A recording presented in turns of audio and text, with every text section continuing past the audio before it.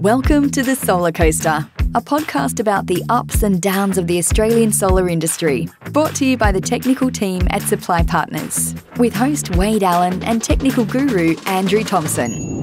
Welcome to the Solarcoaster podcast, brought to you by Supply Partners, your partner in solar and energy storage supply. We're 100% Australian owned and operated.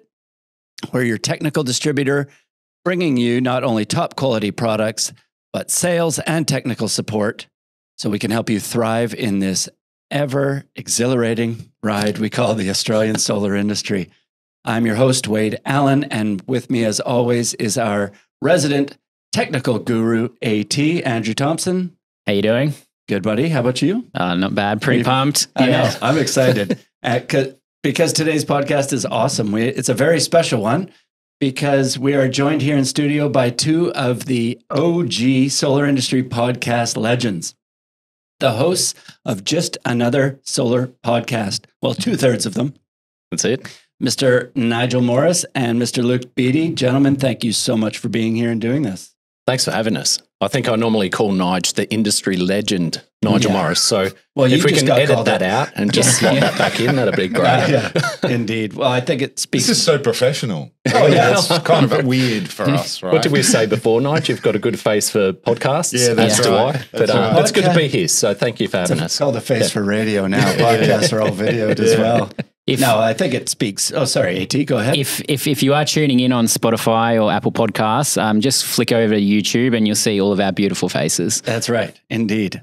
But I was going to say, I love the fact that you guys are here. It speaks absolute volumes for the character of, both of our podcasts and what we're trying to achieve here, and that is just to educate and inform our industry. While hopefully having a giggle or two and keeping it entertaining for everybody. Yeah. Okay, come on, group hug. Yeah, come on, bring it in. All right, there we go. I feel so good and warm. Yeah, is that a tear in your eye, Nige? That's what I do. I like to fluff a little. We usually start by diving into our guests just to sort of humanize them and give everybody listening a bit of a background on them. You guys are probably quite known in the industry, but out of curiosity and my own knowledge, selfishly, I'd like to ask you a few questions, if that's okay. Ooh, okay. Nige, let's just start with you, bro, because I know you're a massive motorbike guy, and you've been in this industry since AT here was just an erotic glance in his dad's eye across the room. So, where did your journey into this industry start? Actually, technically, when I was 18. I travelled to Europe with my girlfriend at the time. We got a combi van. We drove around Europe, as you do. And I was in Germany, and we went to buy our daily, fruit and veg supplies. And we were looking at the fruit and veg, and there was a big rack of tomatoes. And we noticed that some tomatoes were more expensive than others. And the cheap ones had a nuclear radiation symbol on them. Oh, my gosh. And we went, what's the go here? And we eventually found someone who could speak English, and they said, well, Chernobyl just blew up a couple of months ago. And so these tomatoes could be radiated. We're not really sure, so we have to advise you of that, but they're on special. So that was where it all started for me, actually, because that was the first time in my life I'd ever really thought about the cost of energy, right? The implication of where energy comes from, and all of those thoughts swirled around in my head ever since then. At 18? At 18, yeah. Up until then, it was just, Dad pays the bill, I use it. Indeed. Yeah. And so that's where it started, but 32 years this year. Wow. That I've been doing it. So when you came back, what happened then? When I came back, I was a fitter and turner. I worked in TV. I worked in machine shops, and sort of bounced around doing a whole lot of things and trying to see a way to resolve this issue. And the only thing I could really do was go to protests, because they were shipping uranium out of Adelaide at that point in time, the yellow cake. And that was about all I could really do. And then actually I saw I saw a show on TV about the hippies in Nimbin who'd just built a great big factory that was solar powered, and they desperately needed someone who was a fitter and turner and a quality assurance manager, and that was what my job was at the time. And I wrote him a letter, and the next thing I knew, I was with the old gang in Rainbow Power Company up in Nimbin. Nice. And you know, obviously outside the industry, like I said, I know you're a huge motorbike guy. You've been converted to the EV bike. We talk about it often. Those are pretty awesome, hey? Yeah, they are. Yeah, it's actually something came up on my feed the other day saying it's 12 years now since I got my first electric motorcycle. Gosh, I didn't even think they were around that long. Hey? Yeah, well, they were a very different beast to what they are today. That's for sure. They were pretty basic, and they were DC brush motors, and you know they didn't have anything like what they have today. But yeah, I think I'm up to bike number 50 now, and I've only got 2 in the shed. I've got an old one, and I've got the live wire. And actually, the best summary is an old buddy of mine who rides and's got a collection of bikes popped in on the weekend, and we went for a spin together, and we swapped because I said you got to ride the live wire. He hadn't ridden it. And so I jumped on his 40-year-old Moto Guzzi, which I know very, very well, and rode this lovely, noisy, smelly, cantankerous old bike on my favourite road, and went, oh, it feels familiar. I remembered how to change gears and stuff, but you know, watching him go through that experience of just getting on and going, oh my God, this is just so easy and so fast and so beautiful. And so I got a soft spot for all sorts of bikes, but the live wire is the best thing ever. Very cool. I've never ridden one, but I can relate with our switch to EVs. It's just like it's night and day. I can't even go backwards. None. Yeah. As I said to my wife, she said, how was the ride? And I said, it was great, but the good news is I don't want to go and buy a Moto Guzzi. Yeah. It was great, but I don't want one. No kidding. And Luke, you know, it's been great to get to know you over the past couple of years. It's been mainly industry. I don't know a lot personally about you. Some after-hours stuff in there too, Wade. Yeah. But, you know, Bonding. Currently you're the, national manager of SG Wholesale, and more recently you're the channel manager for iStore. Yeah. Want to give us a bit of background on how all that came about? That came about because I've been working for SolarGain for 7 years, and I started as SG Wholesale. So it's quite a diverse business. It's a national retailer. It's in commercial. It's got an electricity retailer. It's got a bunch of other businesses attached. And I suppose as part of that diversification, there's always an eye out to see where the opportunities are. So we had the heat pumps in market, the iStore heat pumps, which have been out there for about 8 years, very popular in the market. And we built some brand equity in that. So iStore was founded out of SolarGain, but it really became its own thing, too big to contain. Right. So it split out from SolarGain, I suppose, and there was an opportunity for us to branch out from the heat pumps, which is established, into inverters, batteries, and upcoming EV chargers and other parts. So as part of that, it's quite strange. There's a very established business, very process-driven, whereas to do something like the full iStore range, it's really a startup. Right. So in order to do that, it's not that you hire 50 people and make it happen. Internally within the SolarGain family, there's a lot of competent people who could fill the gaps and could make it happen. We did hire people into the business of iStore, but at the moment, you know, we've built a great national wholesale business, and that's going to keep rolling along.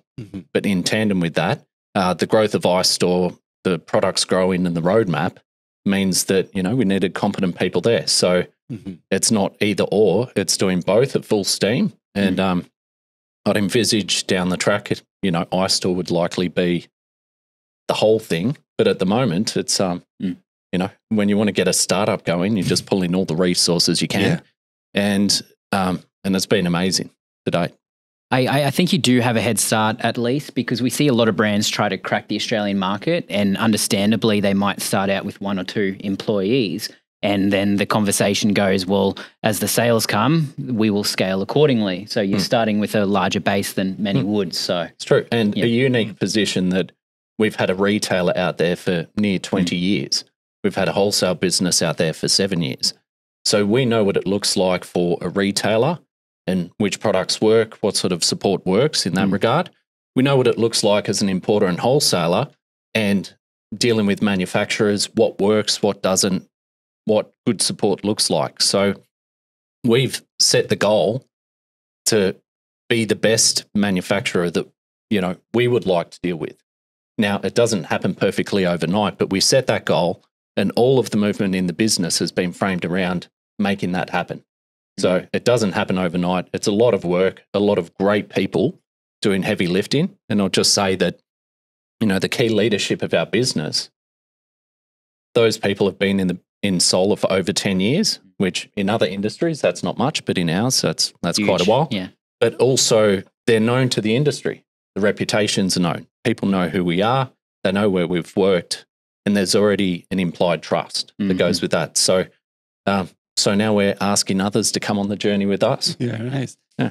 Well, recently. Sorry, was that a bit too? No, I love it. No, I actually want pitchy? to. I want to jump on top of that as well and just talk about, like, recently the federal government has really wanted to start bringing solar manufacturing back to Australia. They've got that $1 billion they want to put into it. And I know that Selectronic also got a really big grant for bringing manufacturing, like to increase their manufacturing in Australia. Do you guys get any grants at all? The first thing I'd say is Selectronic have been doing this for decades and they're really an Australian champion. Yeah. And everyone looks up to them, what they've achieved. For them to expand is a great thing because it's not new to them. They're not building manufacturing from scratch. My personal, you know, preference, this isn't for iStore, would be that we would look at steps to do local assembly as a first step. Advanced manufacturing is exactly that. It's not something that pops up overnight. Right. So I would say it's great to see, you know, Selectronic doing that in the panel space. Tindo, they've already got a plant. So it makes sense to support them to expand the plant. And SunDrive has done a lot of work. So I think they've got some merits too. But if you just have, you know, support the incumbents, but if you just have new players that come tomorrow and say, I want a chunk of that $1 billion to start panel manufacturing, well, it wouldn't really make sense and probably wouldn't be a good spend of the taxpayers' dollars, in my opinion. That's my opinion. It's interesting manufacturing, isn't it? I saw a video the other day of an electric scooter manufacturing facility in China, and they're actually, I can't even remember the brand name because they don't even, you wouldn't know the brand name. They sell more electric vehicles than like the top 3 electric vehicle manufacturers in the world. They sell like 24 million electric scooters I think I saw a that year, too. Yeah. right? It's on electric. And this facility, like they were saying, oh, it's as big as, you know, 25 football fields or whatever. And they said, in fact, it's got a football field inside the factory where the employees can go and you know, cut loose. And so they got one inside the factory. But the scale of manufacturing that is out there now, and this was largely automated, largely robotic, still lots and lots of people. They still needed a ton of people. But to that point about manufacturing, I mean, this is the scale that we're seeing around the world now. And there's companies out there, there's brands out there like these scooter guys I'd never heard of before who you just go, oh my goodness, they are just doing incredible stuff. So it is a huge challenge. I had this because I was with BP Solar when we had the factory here in Australia for 11 years. And, you know, staying competitive and relevant in Australia is a real challenge. There are some great niches, but it is a real challenge. Yeah. In that article about the $1 billion, they were talking about how 20 years ago it was actually a Australian educated guy that went to China and started the whole thing. And now recently they've opened up the sharing of technology because they've got all that IP for all that manufacturing tech in China.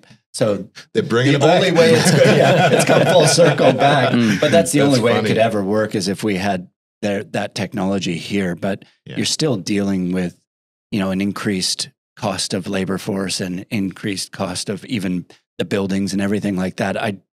I don't know how they could ever compete, but hopefully. Yeah, well, there was a great report that was released, and we've touched on this because Dr. Martin Green and Dr. Renata Egan, who we had on on just another solar podcast recently talked about the report that had come out where they'd done a deep dive into all the manufacturing opportunities for solar and batteries in particular, and how far upscale you can go. And the really fascinating thing is we've got a lot of the raw materials. We're blessed in all these fantastic raw materials. So although we don't have the markets here, we've got a lot of the raw materials that make sense to add value to, which we currently don't do. And we're now blessed with tons and tons and tons of low-cost energy that's starting to feed the system. So that's actually helping us become competitive at a global scale, even though the market might not be here. So it's a really fascinating time. Yeah, no doubt. I'm always one for addressing an elephant in the room. I love it. So, Nigel, is there anything you'd like to talk about? I've got a different shirt. Any big announcements, Nigel? Yeah, no, actually, I'm very excited to announce, by the time this comes to air, the announcement will have gone public that Solar Analytics has been acquired by Catch Power. And the short version of that is that, you know, we've had a wonderful relationship with the Catch team for a long time. We've been big admirers of what they do, and they build some amazing hardware. And actually, as we've gone through the merger of our two businesses, I'm learning more and more about what they can do, and it's blowing my mind, actually. They are really one of the best hardware solutions, most clever hardware solutions out there in the market, and are really poised to take advantage of this opportunity for a gateway device. Yeah. So no matter what it is you're trying to control or ramp up or ramp down or export or import or divert to or whatever, they've got this device now and the architecture behind it, which is really, really, really cool. Solar Analytics, on the other hand, was very focused on solar owners and building software that extracted value and building good dashboards and building great algorithms that could do intelligent things with software. So when you think about it, putting those two entities together is just a sublime match made in heaven, because we've got this depth of experience and knowledge and expertise in software. They've got the same in hardware and have built a great firmware package. So when we finally got to the table and worked out that it was time, I have to say every day has just been a day of fabulous excitement. And we had a big planning day this week where we went, are we going to use this bit of yours and that bit of ours? And we're starting to mesh these pieces of the puzzle together now. And we've got a near-term plan for the stuff that's going to happen in the next month or so. Then we've got a medium-term plan within by September. Don't worry, John, September. I didn't say August. I said September. And then we've got a longer-term plan that they're telling me is 18 months out, but they're going to drop that. We've got geniuses on board. So I believe I now work for one of the cleverest hardware and software companies probably in the world in the solar and control space. And I am so pumped. Awesome. That's so exciting. Because from an outsider's point of view, it almost looked like there's two great Australian companies almost running in parallel. Yeah. I mean, Catch Power have more the controls, Solar Analytics is more the analytics, of course. And now that they've joined forces, you'd think that it's going to go even further. Yeah, and as is always the case, right? You know, we've been around a little bit longer. We're more than 10 years old now, so some of our internal systems and processes and stuff were a bit more refined. And you know, as a software company, we've got some really, really clever people and some really clever systems for building out that software at scale. And you know, we've got great scale. But the control space is something we've been dabbling in for ages, but you know, we needed to get with a hardware solution to really be able to do that. And you know, to their credit, Catch have just rocketed it away, especially in the last few years, and they're just miles ahead. And you're working with Kathleen again. I was actually thinking in my head, is she a witch? Did she foresee this? Sorry, Kathleen. In all honesty, it feels like mum and dad are back together. Yeah. So, It was weird to be back in the office and have a blustery in. Good morning, everyone. I'm here. Daddy's in the house. You didn't go. No, That was a shudder for those listening. We know that team really, really well. So it is, it's like getting the band back together again. You're right. Nice. Yeah. I know you're excited about it, AJ. I'm really excited, and I guess one thing I want to probably just clear up is historically you've had a really strong relationship with Watt Watchers, like all the solar analytics hardware that's out in the field with the solar analytics branding on it, as well as more recent installations as Watt Watchers. Did you maybe want to just touch on that relationship? Yeah, that's a great topic. So, things will change over time. There's no doubt about that. Yeah. And we are always on the lookout for new ways to do all the control stuff that has to be done. And I think that, in the next year, it's already happening at a rate of knots, right? But in the next year or two, I think it's going to be essential for monitoring devices to be able to do control. I don't think monitoring is just part of the solution. And Watt Watchers have some great products in their pipeline as well. Yeah. So we will continue to support the Watt Watchers hardware. It still has a terrific 4G solution. It can still do commercial really, really well. We'll continue to work with Watt Watchers in the same way. And they've got new products coming down the pipeline that we will look very, very closely at as well.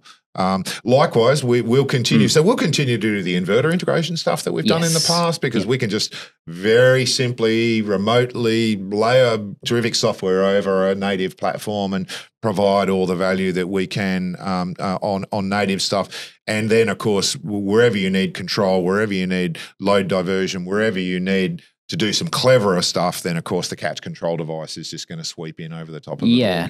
I guess I'm not sure if you've all seen this, but Nigel shared a matrix of all of the capabilities now and what's coming, and it is massive.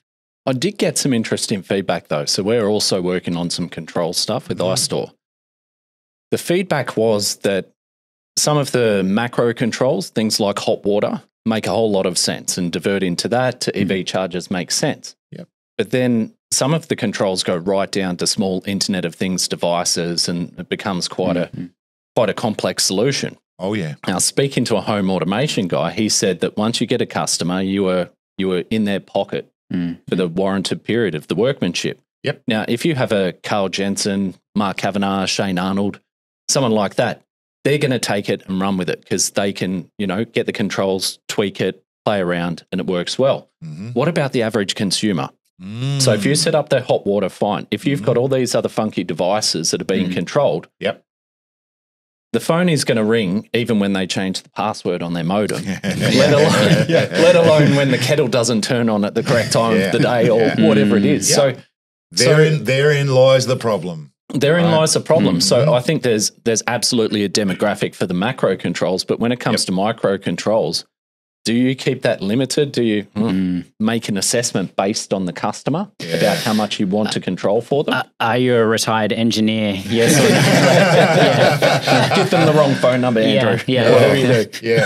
No, look, this was we had a strategy day on Monday, actually, when we dived really deep into this sort of near and longer term planning. And you're right on the money, Luke. I'll say one thing. We are unlikely to go beyond the switchboard. Right? We won't be going into, plug-in widgets and, marrying all of those. There's opportunity there for sure. But one of the things that I've witnessed just in the last 7 years I've been with Solar Analytics is that those behind the switchboard loads are getting smaller and smaller and smaller and smaller. I've got one at home. I looked on my app the other day because I've got some lights out the back that light up the back deck at night automatically on and off. I went, I must look at the history.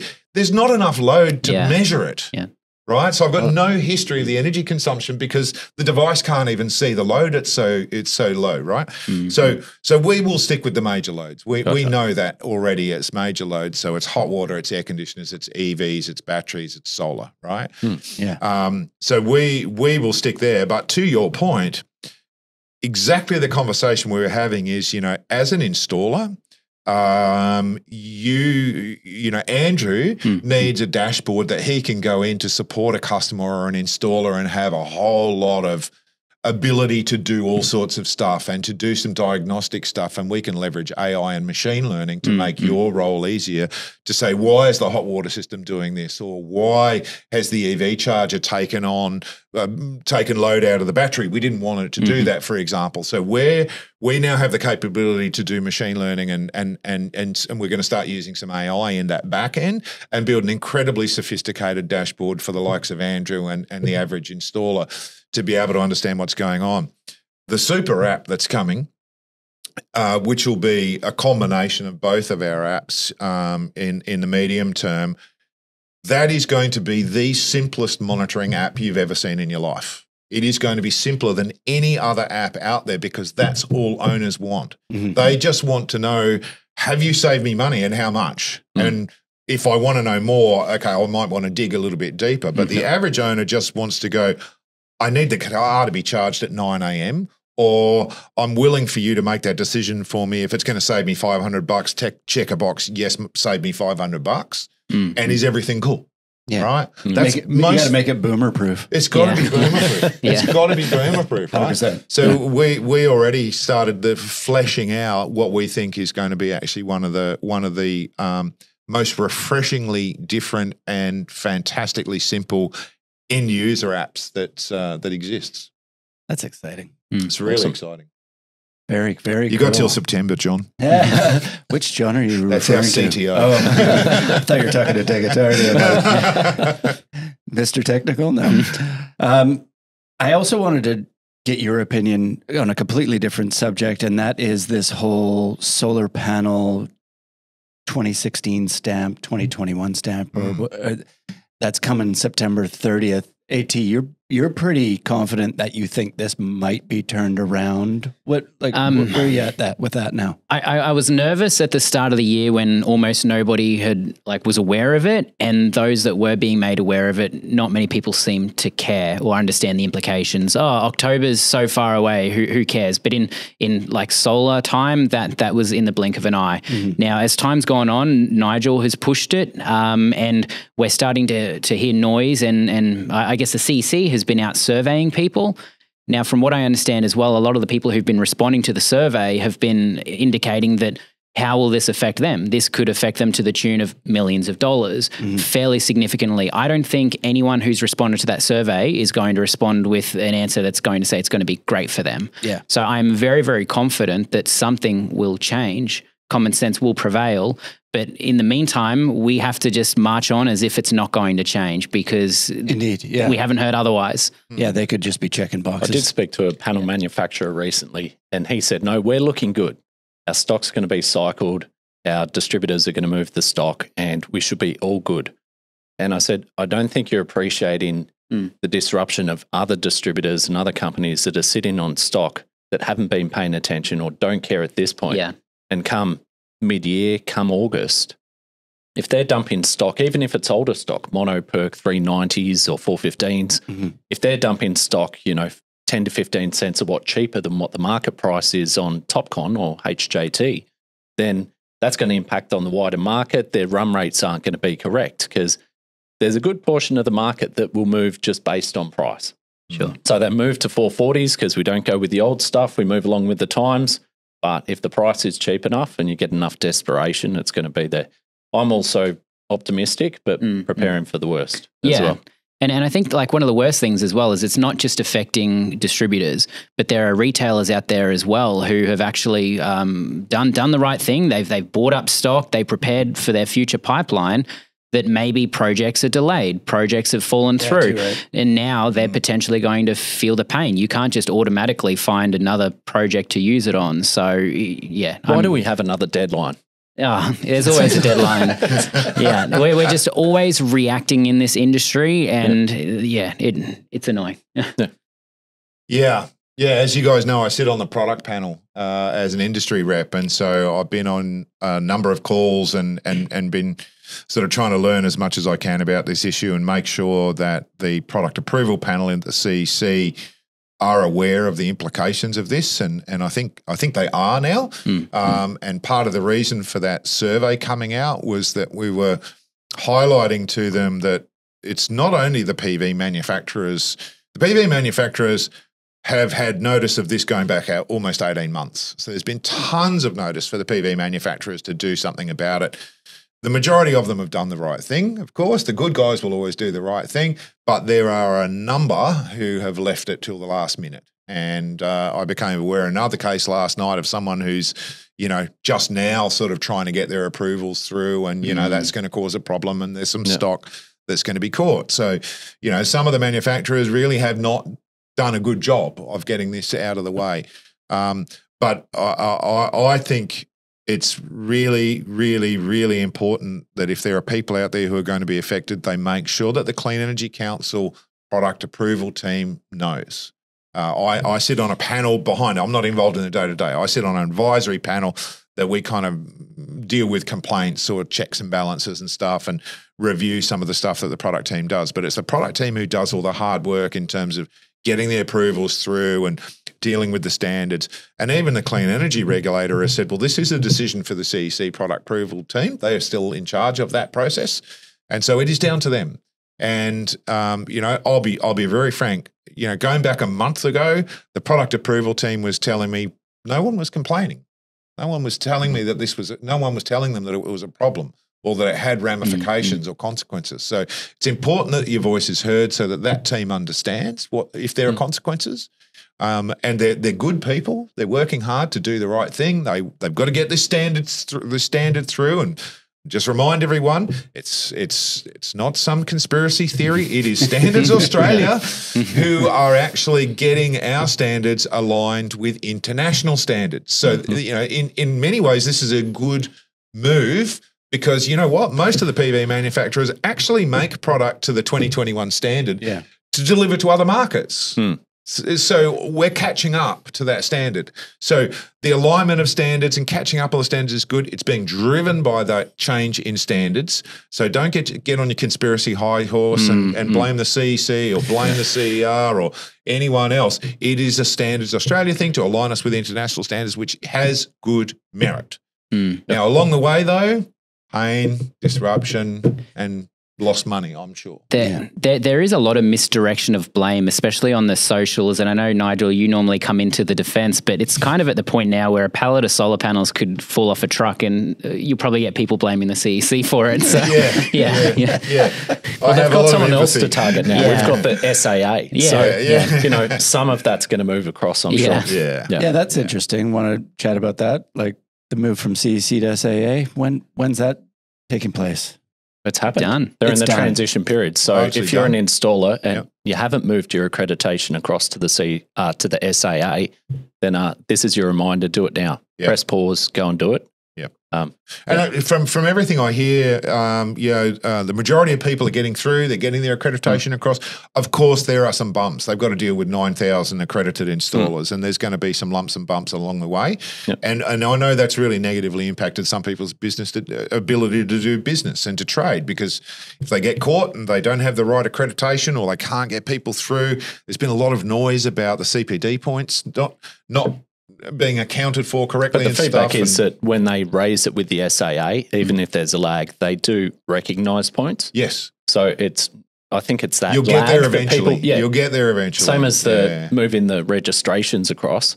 I think there is a lag. There's a huge volume that's been going through.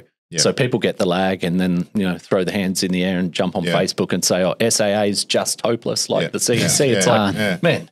I mean, it's real people, a real company doing a massive transition of an accreditation program. So, I saw the other day they've listed a new phone. They've added another phone line now to try and increase their bandwidth for taking inquiries as well. But that's a short-term problem, because once the bulk of the movement's across, then they can consolidate and actually build on it. So ultimately, I think it's going to be a great thing to have a dedicated accreditation board for installers, but people just have to bear with the lag. I think overall they've handled it extremely well. Me personally, I thought it was going to go far, far worse.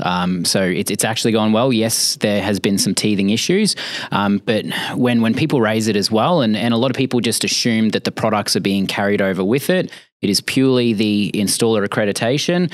And the beauty of that means that this new business or entity is able to put a lot more focus on installer education, just be there to support installers because they don't have all the baggage of the products, which, as we spoke about just before, there's always a deadline. There's always something new. So this is going to benefit long term. And hopefully it opens up some brain units in the CEC to start getting products approved quicker.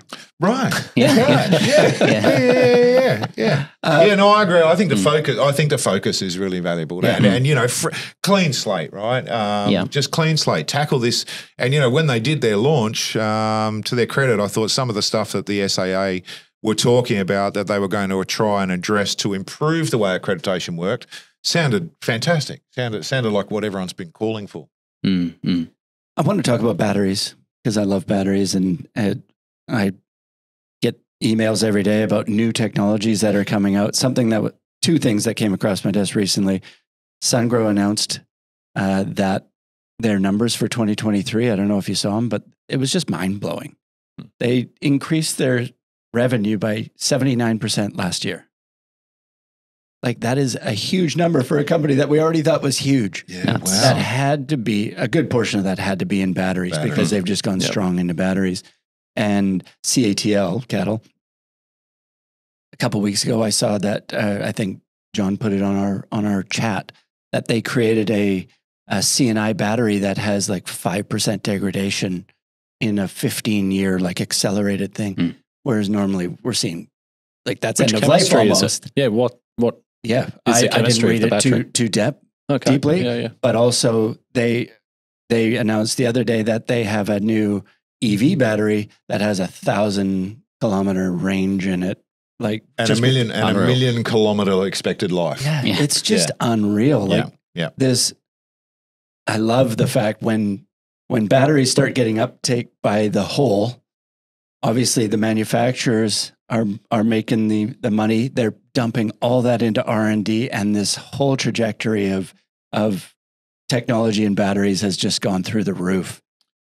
I love watching it too. It's like watching the whole PV industry 15 years ago, right? When China was just starting out in PV. Yeah. You know, and I my favorite story about PV manufacturing when it kicked off in China was, you know, they have this strategy of, you know, just encouraging everyone and creating incentives for everyone to convert your plant and make solar panels and learn how to build solar panels, and we're going to be big in this solar industry. And, you know, there were literally people closing down sock factories and converting them to making solar panels, and cigarette lighter factories that were converted to making solar panels. And, yeah, we got some pretty shitty products, let's be honest, right? But what they did over time was weeded out the hundreds and hundreds and hundreds and hundreds of solar manufacturers and got the big ones to bubble up to the surface. And now they have they dominate the world now with expertise and skill and quality and scale. And we're watching the same thing happen again in batteries, right? But the battery is an older technology. Yeah. So lithium-based batteries have been around over 40 years. Yes. So solar panels are quite a new technology for scale. So it's already established. They're not reinventing the wheel. They are improving design, improving chemistries. Exactly. But it's established. So maybe the sock factory can, you know, start a battery factory and it won't be disastrous. Battery assembly, right? Battery assembly or something. Who knows? You know, it's you know, batteries are a different beast. I've got a story to tell on that. But what is interesting to me is just like we saw in PV, and it was actually part of the reason for the demise of BP Solar, was the fact that you know, those early entrants into the PV world bought long-term contracts on silicon, right? And, you know, silicon used to be $250 a kilo. And if you could get it to $220 and sign a 5-year deal to buy, you know, tons of silicon, you'd dominate the world. And that was kind of the world that BP Solar lived in in its heyday.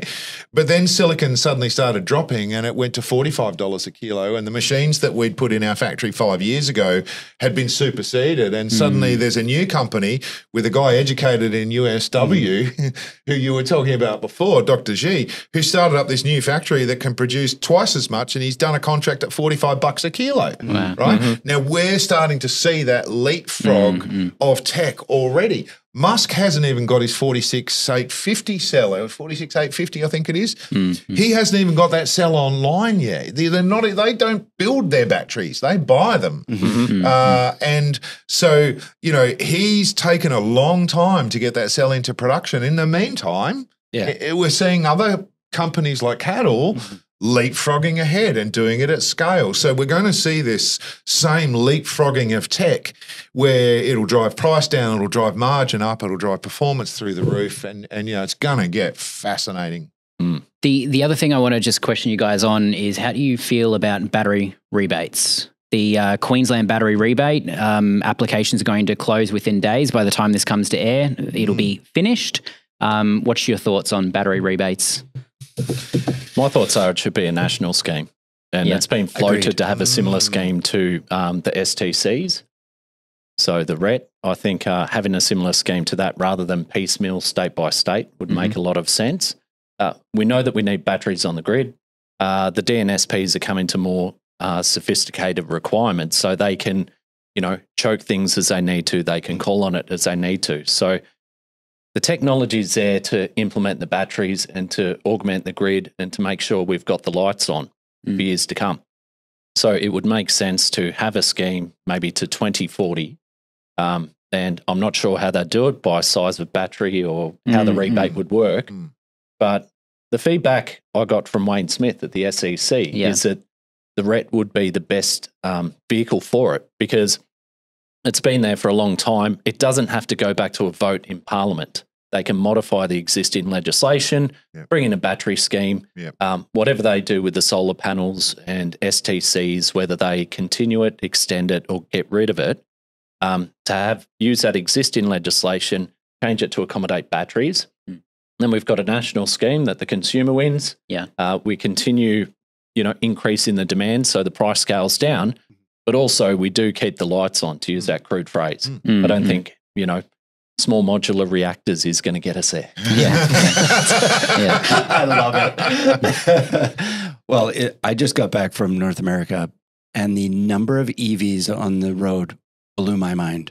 And they were talking on the radio about how compounded the problem is in California with energy, because so many EVs, like they've literally put the electric cart before the horse.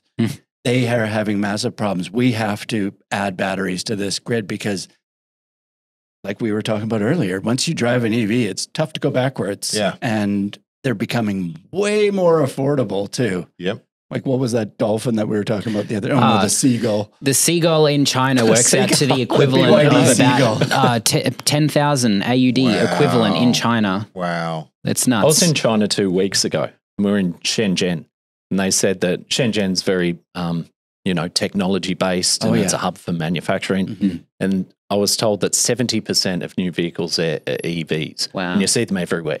There's a whole bunch of brands you've never heard of in Australia. You do see some Teslas, but they pale into comparison to BYD, Neo, and a whole bunch of brands I've never heard of, but they look awesome. Everyone's driving them. The infrastructure's there. So you drive past and you just have, 100 fast chargers just over there in a parking lot near a service station. So wild, hey? So they're miles ahead of where we are. Cart before the horse. I mean, what's the answer? Who knows? Well, when I flew out of LA to Vancouver, and you're almost over the I-5, so you've got all the coast on the left, and then you've just got nothingness off to the right. The amount of solar farms was mind blowing. It was. I was like, what is that all down there? That's all it was.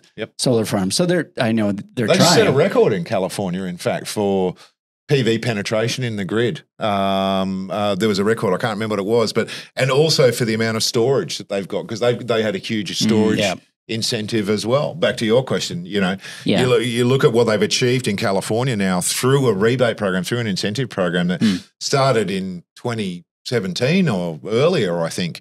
And if it's done well and it's tied to the reduction in cost of the goods, so that just like the STC scheme is, it declines over time. It allows for natural cost reductions.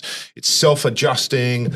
then really the only challenge you've got with a rebate is you got to deal with the sharks that are come circling for the blood. Yeah. And you have to have a really, really well-considered regulatory regime around it that can drive solutions. And we've talked about what they achieved in Victoria. I mean, what Solar Victoria, they transformed the solar industry in Victoria with a rebate program that was backed by regulatory change that they felt was needed to keep people safer and everything else. And so I think if it's done well, Solar Vic being the best example out there, it can absolutely, and I'm with you, should be federal. Was that an interest-free loan or like a lump sum payment? In California, it was the ITC. It was income tax credits. Sure. Yeah. So that's a way to do it without pulling capital out of the federal budget, right? Yeah. Instead, you build it into tax credits, which I know Grimesy's been talking about as being a popular mechanism that's being discussed down in Canberra as well. Particularly for the production tax credits for the whole manufacturing. I mean, that's the framework of Solar Sunshot. That's right. Yeah. It makes sense. I know with the Queensland battery booster, the rebate was designed to be targeted towards low-income earners to try and get low-income earners access to batteries that they otherwise couldn't afford. Yep. To get the full $4,000 rebate, you had to have a combined household income of less than $60,000. Yeah. So it's like, okay, I earn less than $60,000 a year. Battery system's going to cost $20,000, but hey, I'm going to get $4,000 off. Still, that's a lot of money for someone earning $60,000 a year to front up for a battery. So what did we see? We saw a lot of cheap, no-name, poor quality battery installs going in. It's probably going to cause us headaches down the track. Yeah, it will be really interesting to see. The Queensland scheme looked a bit odd to me. Let's hope it pans out. Let's hope they've got, I mean, I know they were hunting for auditors. Yeah. I haven't seen an announcement. Has there been an announcement about who's doing the auditing yet? I haven't seen that, and I haven't checked it recently, but on the Queensland Battery Booster website, there's a list of approved installers and a list of non-approved installers. I haven't checked that page. Oh, sorry, not non-approved. Removed installers. Oh, really? So I haven't checked it, but I would hate to be an installer who ends up on that list because, you know, like with the way SEO works is someone will search for a company and see that they've the only installer on the removed installers list. Interestingly, Solar Victoria had the same requirement that there's a whole bunch of things that would disqualify a company from participating. Yeah, including I think it was something to do with WorkSafe. If they've been prosecuted to a certain level, then they weren't eligible, and a whole bunch of other things. Yeah. Oh. So it could bring improvement if they do it right. If not, the sharks will devour. Yeah. I mean, we've covered a few really cool topics and interesting about what kind of my last segue and topic I want to talk about. And that is for those listening, mainly installers listening out there. And, you know, what can we tell them now that they're not seeing? Like, what do you see as the biggest challenge for the solar installers of Australia in the next couple of years? Like, what should they be skilling up on now for tomorrow, or what should they be looking out for? Like, what are the warning signs? I suppose I would harp on something that we talk about a lot on our podcast, and it's more about, you know, business longevity. And as part of that, diversification is big, and broadening the scope of products that you consider and solutions that you consider. So we started saying, you know, solar and batteries, and then EV chargers are now in the mix, and hot water, so heat pumps or diverters, or basically looking out to see where are the tides going.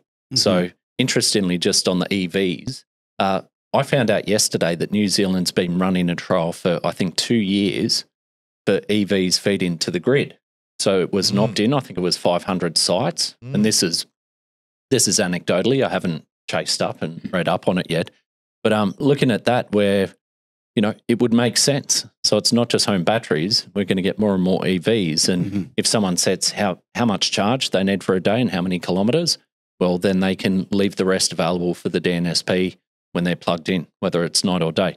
So it's Horizon Power have just announced a trial like that too. Oh, they have, yeah. That makes sense, right? Yeah, one one of those little isolated grid towns up north. Can't remember who it was, but they want to do a V2G trial up there as well. So it's just one example of keeping your finger on the pulse of other things you can add into your business. Keep the diversification. So if you get downturns, if you get rapid changes in regulation, which might impact on your business operations, then you've got other things you can be doing in the meantime. Yeah, we talked about it before about the premium panel market. How like there's been such a we've seen LG go, we've seen Q-Cells. There was an announcement about SunPower laying off people, and that may not be the Maxion or what have you, but I would be so nervous being an installer, and you put all your eggs in this basket of this great premium panel. There's been a lot of movement in that space. My biggest concern over the next couple of years is that it's more so than ever, very price-driven market. And I don't know whether that's due to cost of living pressures, but it's far worse than it's ever been. And a big problem that we're seeing, and I know, Nigel, you get heavily involved in this, is when things go wrong, installers and retailers aren't leaving enough fat in their sell price to actually cover problems when they arise. Now, as systems get more complex, and we're talking about the merging of catch and solar analytics, whether it be optional third-party devices or mandatory devices. In Queensland, you could have a GSD requirement. You could have an EV charger that's talking to your inverter that's also dynamically being ramped with an export limit. All of these things where if one thing goes wrong and it requires a trip back to site, whether it's a product failure, a software issue, just leaving enough fat in it. And it's very easy to point the finger at a manufacturer and say, hey, you need to pay me $300 for my trip to site. But I feel as though there needs to be a huge overhaul in the way that this is handled. Yeah, it's a topic that I've dealt with for decades, actually, about that keeping that balance right between manufacturers meeting their obligations and installers having done enough training and understanding how to design and commission and get everything right at their end as well. And there's a balance between the two that needs to be right. But one thing, and this is the exciting part about the merger between solar analytics and catch, is we're seeing this every single day because as systems get more complicated, you've got wholesale trading available now out of batteries with companies like Amber, right? So let's think about the future for a solar installer. Yeah. They're going to have a battery that's being managed by someone, charged and discharged. You've got an EV there that's being charged and potentially discharged. You've got hot water that's being timed or diverted to handle excess solar. Then you've got the solar that's doing its thing. And then you've got regulations. So I need a dynamic limit on this site for the next hour, or I need a backstop to trigger for an hour, or I need to limit the EV charge because there's a regulation requirement. So the orchestration of that is inevitable, right? It is absolutely inevitable. And the interesting part of the equation, and I only learned this recently, it's one of the very cool things that catch control can do. In a lot of the flexible and dynamic control scenarios, you are only allowed to have one connection point to a home. So if you put a Fronius inverter on that home and then down the track you add a SunGrow battery or a SunGrow inverter, you now can't dynamically control them because you're only allowed to be connected to Fronius if you've gone through the Fronius connection for flexible export control. So now you need a device or some method that allows a single point of connection, but to control multiple devices in the home, right? And that is absolutely inevitable. We see the stats all the time about the increase, and from memory, as we're like 300,000 systems a year, resi each year roughly, and I think if I recall correctly, it was like 100,000 of those are upgrades. Right? So they're either adding on or they're ripping off an old system. But the ideal scenario is don't rip that old system off.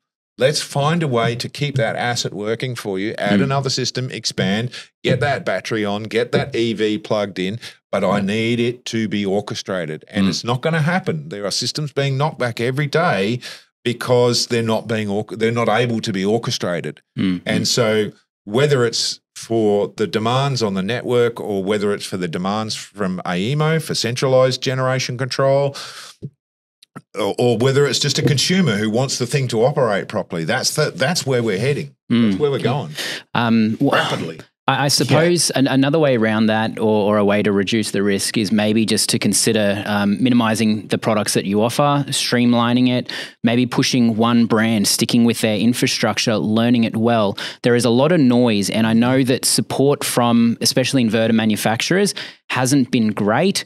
It has improved a lot, I suppose, as products have gotten more complicated. The amount of phone calls has increased, but some of the quietest people are the ones who pick a brand and stick with it. You install it every day. You learn what goes wrong. You know how to resolve it. You very rarely have to get on the phone. So people perhaps need to stop trying to be order takers and trying to be everything to everyone, and be the energy professional and sell them a suite that they know works and is reliable.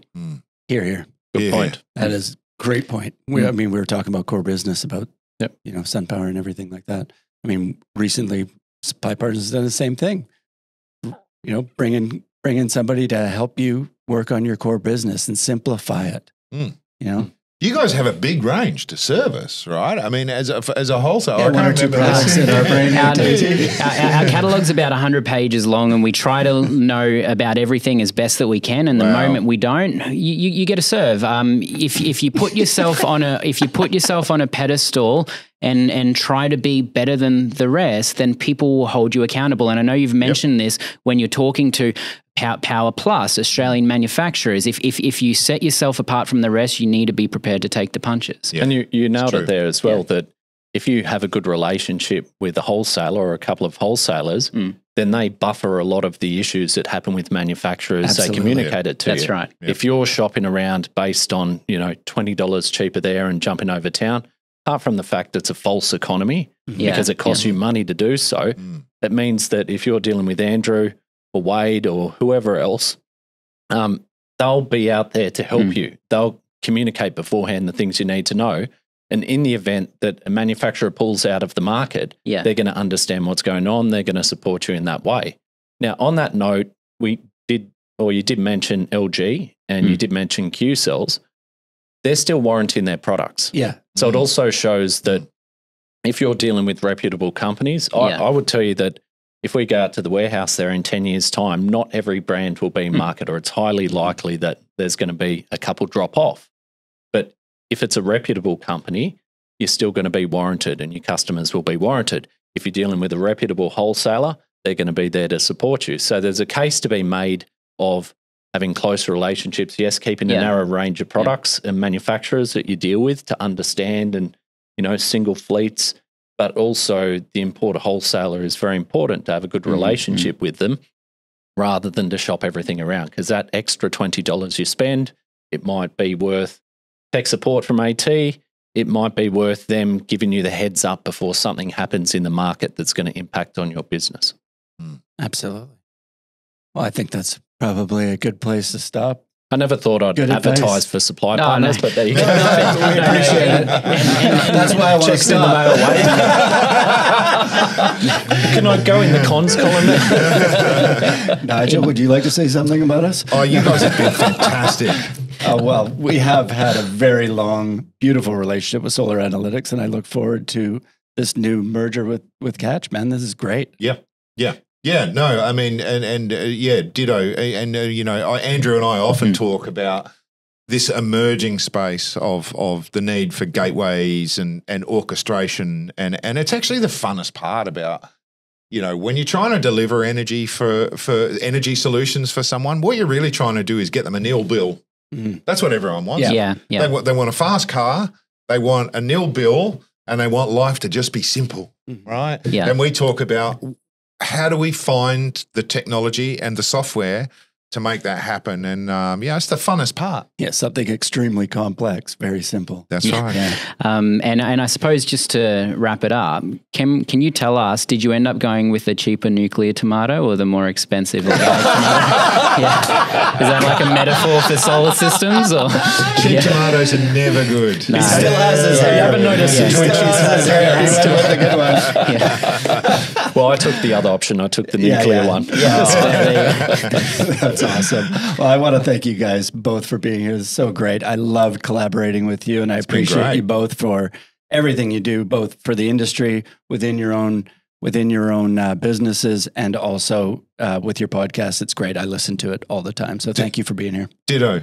And I'll just, for the audience's sake, I'll say I did actually ring you the other day, Wade, and say I was driving through the countryside in Victoria, listening to your podcast, and I rang you and had to tell you what a great episode it was. You brought me to tears. Yeah. I really appreciate that. Nigel, Spotify Wrapped this year should have Solar Coaster #1 instead of our one. Yeah. So he says, I'm doing it is. for quality control, but he said that his #1 podcast was our one. So, I mean. See, I knew I'd get him to plug us near the end. All right. Thanks, boys. Thanks for having us. Good on you. Great.